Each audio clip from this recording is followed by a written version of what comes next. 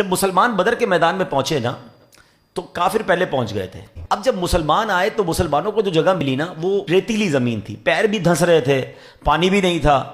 تو صحابہ کرام علیہ رضوان نے کہا حضور یہ ہمیں کیسی جگہ ملی ہے, ہم کوئی اور جگہ چینج کریں, یہاں تو ہمارے لیے مشکل ہو رہی ہے.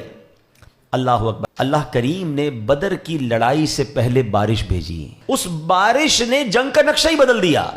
اب کیا ہوا کہ جو سالڈ زمین تھی وہ کیچڑ والی ہو گئی, جہاں کافر تھے تو ان کے لیے بڑا مشکل ہو گیا, اور جو زمین ریتیلی تھی وہ زمین سالڈ ہو گئی. جہاں مسلمان تھے اب وہ جگہ ان کی بڑی مضبوط ہو گئی. تو مسلمانوں کے لیے وہ بارش جو تھی ایک مدد کا باعث بنی.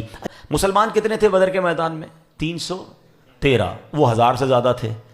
لیکن اللہ کی شان دیکھیں کہ اس لڑائی سے پہلے ایسا ویژولائز روحانی طور پہ ہوا کہ ان کافروں کو مسلمان بہت زیادہ نظر آنے لگ گئے. یعنی وہ 313 نہیں, بہت بڑی تعداد نظر آ رہی تھی. اچھا مسلمانوں کو کافر تھوڑے نظر آنے لگ گئے. اب آپ اگر 300 ہوں, سامنے 50 آدمی کھڑے ہو, بندہ کہتا ہے میں تو ویسے ہی ٹکڑے کر دوں گا ان کے. یعنی مسلمانوں کے حوصلے بڑھ گئے اور کافروں کے حوصلے پست ہو گئے کہ یہ اتنے کیسے ہو گئے. تیسری مدد کیا ہوئی؟ سبحان اللہ.